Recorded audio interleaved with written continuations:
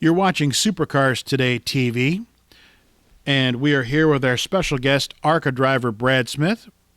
This is part two and what we like to call show and tell. And what did you call it, Brad? You called it the flashcard show? The flashcard The deal. flashcard deal. We were supposed to have Brad on when we first started this back in the spring of 2019. And Brad was supposed to be right after our interview with Jack Wallace. And like a dummy, your host, interviewer, whatever, forgot his script, and he didn't have his computer with him. He had it all printed out, and he forgot it at home. Oops. Well, anyway, we did have a nice time at the restaurant we ate at with the very attractive waitresses, and we'll stay off of that. But anyway, if you enjoyed this show or the other parts to it, please like and share our page and hit the subscribe button. We are on Facebook at The Supercars Today. We're also on Twitter, and our email address is scttv91@gmail.com. And Brad, I appreciate you being here. And I'm your host, Kevin Schwarze. I keep getting reminded that I don't introduce myself, but who cares what I have got to say. But anyway, there's that nice graphic with, spanning your career. There you go. 1988 to still going, 2000. Hate to date the shows, but 2021.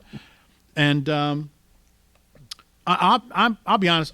I think it's an honor you being on the show because I don't think people appreciate you. Okay, yes, you're a back marker. You got one top 10 and 360 starts, but I say so what? Because you're still here doing it, and who else can say they've driven in 5 different decades, and you've done it. James did it. There's only Daryl Basham's done it. Bob Schacht has done it. They're the only ones that can do 6 other than yourself, but that means you got to go another 9 years. I don't know if you want to do that. But before we get into the show and tell part of the show, we didn't get a chance to talk about our latest book, Bowsher, Ride of a Lifetime. It's Bobby Bowsher and I talking about his experiences growing up as a Bowsher. It's 116 full-color pages, and basically Bobby does all the telling. There's hardly any composition. It's softcover, $9.95 per copy, $3.95 shipping and handling. You can send check or money order to HIE Publishing at P.O. Box 4572, Troy, Michigan. Or you can get a hold of us and we can do credit card. You can do PayPal at kevydwight@gmail.com. And we're going to get right into it with Brad Smith here. And there is your first ever race car, and that is a what? And where'd you get it from? The old Chrysler Cordoba. We bought that from Buddy Arrington. When Buddy got the car from Petty's, it was a Dodge Magnum. And Buddy had reskinned it as a Cordoba because that was the only Chrysler that was legal when he finished running Chrysler. That is not the Murata that they talked about in 81, somebody said, right? It is not. You know, we always thought it was the Murata that Kyle Petty won his first race in his first ARCA race. And that was kind of our assumption the whole time we had the car. We found out about a week after we sold it that car actually started life as a 74 Dodge Charger, and that Richard Petty had won the 74 Daytona 500 with it. Wow. You know, not with that body. It was a Charger body, but it was that chassis, and the engine that came with it was the one that won the Daytona 500. Wow. So, yeah, that car's got some really great history. And it's the only car you've ever sold. You have all the rest of your cars. Yep. Well, I've got 2 cars I was keeping for when I retired from racing. Was that car and my old Challenger I had when I was a kid. And the thought was always, well, when I'm not racing competitively anymore, we'll put it back to original and just be one of the old guys that shows up for a few hot laps on Old Timer Day and just have fun with it. I mean, it was a fantastic car. You know, had a lot of history. We loved the car. It was my first real race car. And I'm sure it was neat when the Petties come by and would look at it and talk to you about it and whatever, if you had the time. Yeah, I mean, the Petties generally didn't. Maurice came by one time when we were down in Texas, and he looked the car over really good, and he said, oh, yeah, that's definitely one of ours. But we honestly, I don't think Arrington's even knew that was the car that won the Daytona 500. Wow, okay. Because Joey was just as surprised as we were, because when Joey sent his guy to pick the car up, the next race was at Michigan. So the guy picked the car up, took it to Michigan. They were going to load it on a different transporter to go home. And that's when Petty's came over, and, you know, they were talking pretty openly and freely about the car, and they recognized what it was. And it was a car that was actually originally built for somebody else. I don't know why the guy didn't get the car. I don't know if they ran out of money or whatever. But Petty's decided to take that car to Daytona and won the race with it. So and I tell you what, it was a beautiful car, great handling car.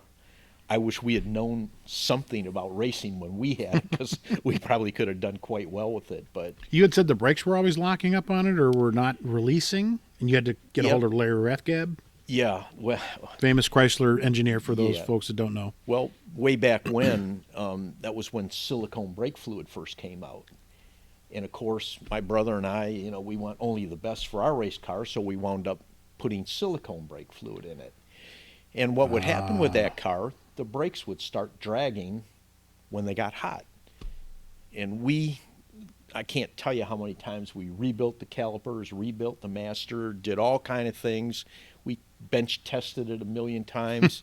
That'd be fine. We'd get the car to the track, 10, 15 laps into a race, the brakes would be dragging.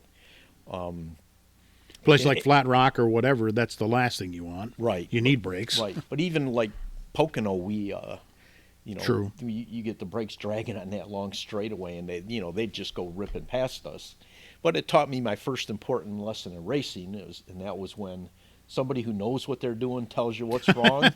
Don't think that they don't know what they're talking about. Well, the 20-year-old kid in you knew everything, right? Well, right. I was the 20-year-old know-it-all, and I figured, Larry Rathgeb's just an old guy that doesn't know much, or not doesn't know much. He's retired for a reason. I figured he didn't understand the new technology, but it turned out he was right. That silicone brake fluid, when it got hot, it was causing the seal in the master cylinder to expand just enough that it would cover the port that let the fluid back from the brakes, and it'd be just like we were dragging the thing. But it took us the whole season to figure it out, and from that point on, when somebody older than me told me what to do, I tried to believed listen them to and them. I tried it. Yep. Well, now here's your first ever try. The record book shows Rockford, and we'll put that picture up in a second, but this is Talladega, 1988. Yep. Well, we had bought the car in 87, late 87, brought it home. I wanted to start the 88 season and be full-time, and me and my dad and brother had just bought a shop out in Romeo at the time. So, between working full-time, tinkering on a race car, doing things to make money in the shop, we missed the opener at Daytona. Kind of broke my heart, but we had things going on, so we figured, okay, we'll make the next race. Life happens, right? Right. Well, then we missed the first couple races, and then when Talladega was coming up, I told my brother, load the car. We're going there. I don't care if we don't get on the track. We're going to an ARCA race. And we figured whatever we got to do, we'll do it at the track. I figured that would force us to get there. So we did, and of course we looked like total buffoons. and we went to Talladega, and the year before was the Bobby Allison crash where he Right. got up into the grandstands. With the restrictor plates they put on. So it was a restrictor plate, but all we knew about Talladega was that, you go about 200 miles an hour there. And no problem. and I had never really driven on a big, I'd never even driven even a small race car before. I think we got 2 or 3 practice laps at Toledo, and then we moved up to ARCA. And so we had never even actually raced at Mount Clemens.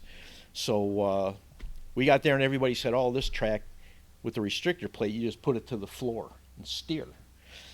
Well, if you've driven race cars before, that's not a problem. But, like I always say. You got to talk your foot into it. Right. Well, we've never even probably gone 100 miles an hour in a car before, let alone close to 200. So, yeah, I was scared to death. And, it took us forever to get through inspection because you know how when you're the new kid on the block, they look at everything. Of course. Even though that car's obviously been on the track 1,000 times. Yeah. But, they're going to jerk you around a little bit just to let you know they're boss and you're not. So they did, and finally, they didn't even let us out on the track until we got one slow practice lap just to say we got a lap in before qualifying. So really qualifying was my first time on the track trying to get up to speed, and I about passed out going into that first corner with my foot to the floor just because, you're just going fast, and you know how you naturally let off a little bit going around corners in a street car.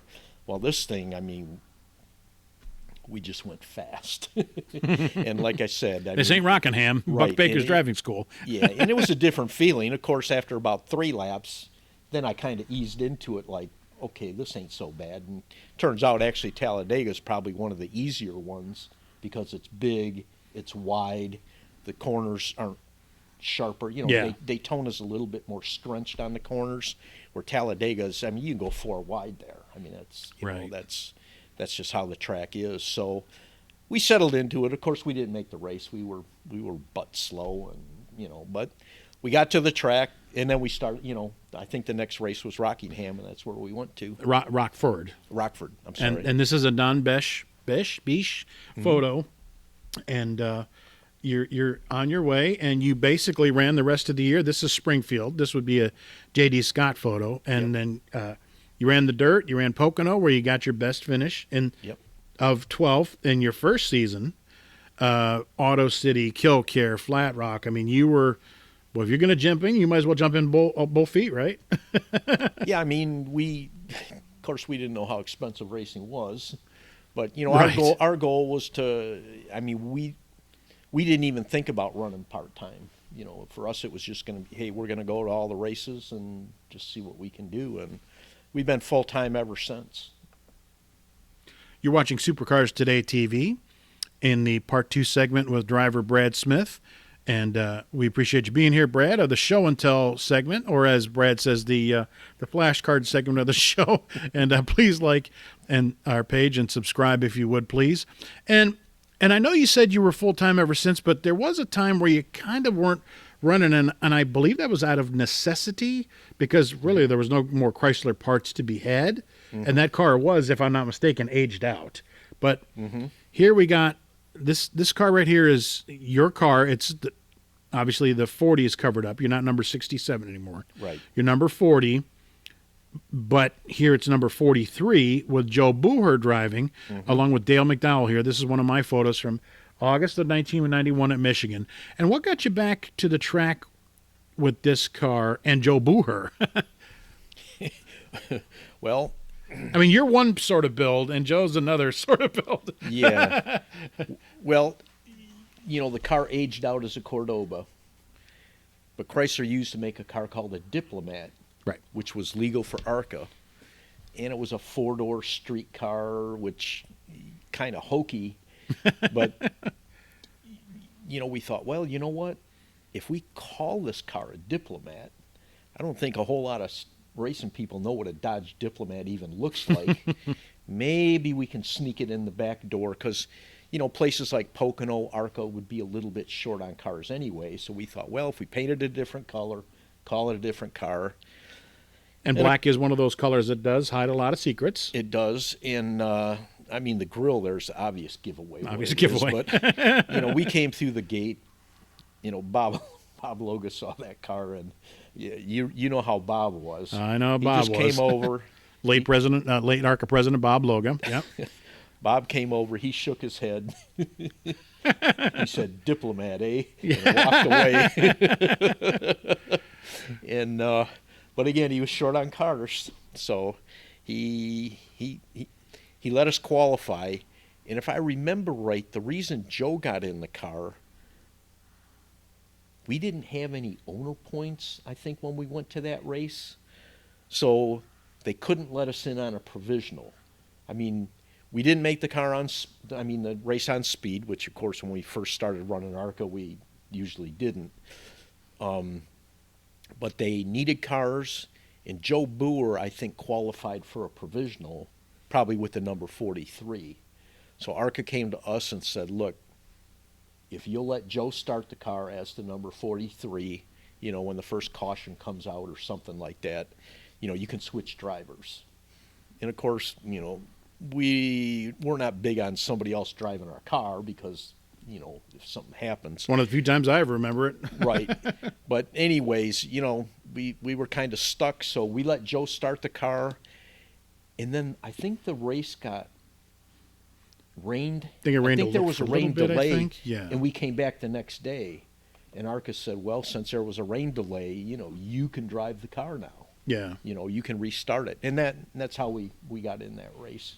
And then you went to Texas that year, started that race on your own. Yep. And then 92 you tried, but that car was basically aged out. And then I assume you started looking for, something else to find, because I know 94 you were helping Roger Blackstock and you were helping Bob Keselowski. Yep.